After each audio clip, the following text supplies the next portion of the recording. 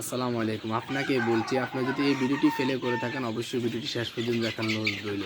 কারণ আপনি এই ২ টা মিনিট যদি আজকে অপচয় করেন, তাহলে আপনার অনেকটা লাভও হতে পারে, আমি আপনাদেরকে বলছি। তো এইজন্য অবশ্যই ভিডিওটি শেষ পর্যন্ত দেখিয়ে আপনার মন্তব্যটা কমেন্ট বক্সে করবেন। অনেকেই আমরা ফার্ম করি বা মুরগি লালন পালন করি, এই সেক্টরের সাথে আমরা জড়িত আছি।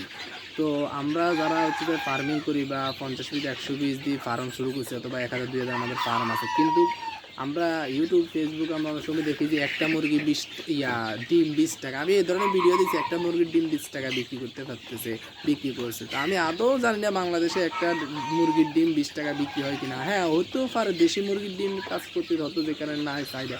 কিন্তু সাধারণত টাইগার বা লেয়ার মুরগির ডিম, এই ধরনের ডিম কোনো ২০ টাকা বিক্রি হয় না। এটা এক ধরনের ফালতু কথা।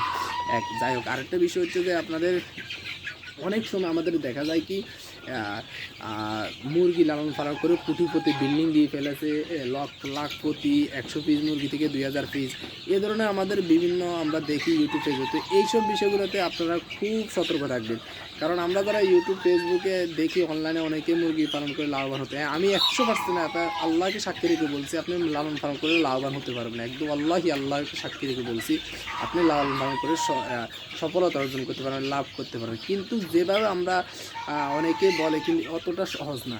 মুরগি লালন পালন করে, যেমন আমার গতকালকে রাত্রে ১২টা বাজে উঠে মুরগি খাদ্য ফালি দিচ্ছি। তো এই জন্য হচ্ছে যে আপনি যদি যে সেক্টরে সময়টা বেশি প্রয়োজনীয় অপচয় করবেন, সেখান থেকে আপনি খুব সহজে লাভবান হতে পারেন। তো আজকে আমি আপনাদেরকে বলবো মুরগি লালন পালন করে কীভাবে সহজে স্বাবলম্বী হতে পারবেন। আমি আপনাদেরকে একটি কথা বলি, আপনি যদি বাণিজ্যিক আকারে মুরগি ফার্ম করতে চান, পোলট্রি খামার করতে চান, অবশ্যই আপনি এখন কোনো চাকরি করতেছেন বা কোনো বেকার আছেন, যে কোনো একটা কিছু করতেছেন, প্রথমে লাভ অংশের দিকে না তাকিয়ে আপনি প্রথমে ১০০ পিস অথবা ২০০ পিস বা ৫০ পিস মুরগি দিয়ে ফার্মিংটা শুরু করেন। শুরু করে আপনি সেখান থেকে যদি লাভ অংশটা বাইর করতে পারেন, অর্থাৎ হচ্ছে যে আপনার অত্যন্ত লাভ অংশ না হোক, আপনার চালান বা মূলধন, অথবা আপনি মুরগি লালন পালন সম্পর্কে বিস্তারিত জেনে গেছেন, এরপরে আপনি বাণিজ্যিক আকার রূপ ধারণ করাতে পারেন।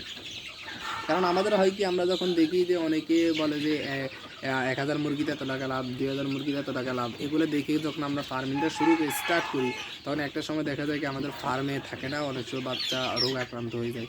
তো এই জন্য আমরা সকলেই চেষ্টা করবো যে মুরগি লালন পালন করে শিখে তারপর ফার্মিংটা শুরু করা। আর যদি আপনি লালন পালন করে না শিখে শুরু করতে পারেন, তবে ৫০ পিস ১০০ পিস দিয়ে শুরু করবেন, তাতে আপনি লালন পালনটা খুব তাড়াতাড়ি শিখতে পারেন। এখন হচ্ছে আপনি যদি শুরুতে যদি বাণিজ্যিক আকারে ২,০০০ পিস আপনি মুরগি উঠে পেলেন, ৩-৪ লাখ টাকা খরচ করে ফার্মিংটা দিয়ে ফেলেন, আপনার অনেক টাকা ঋণ হয়ে যেতে পারে। এখন আপনার মূলধন আসছে বা আপনার কাছে টাকা আছে, সেগুলোকে আপনার ব্যক্তিগত ব্যাপার। অনেকে সাধারণত এইসব করতে গেলে ঋণই হয়ে যায়।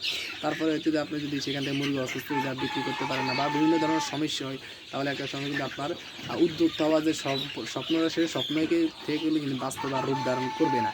তো এই জন্য আপনারা সকলেই চেষ্টা করবেন যে প্রথমে ৫০ পিস ১০০ পিস ২০০ পিস দিয়ে লালন পালন শুরু করে, তারপরে সেখান থেকে লাভ দেখে অথবা লালন পালন সম্পর্কিত বিস্তারিত তথ্য জেনে তারপর আপনি বাণিজ্যিক আকার রূপ ধারণ করাতে পারেন।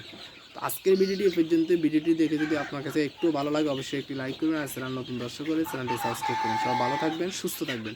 সকলের সুস্থতা কামনা করে এখানে বিদায় নিচ্ছি। আল্লাহ হাফেজ।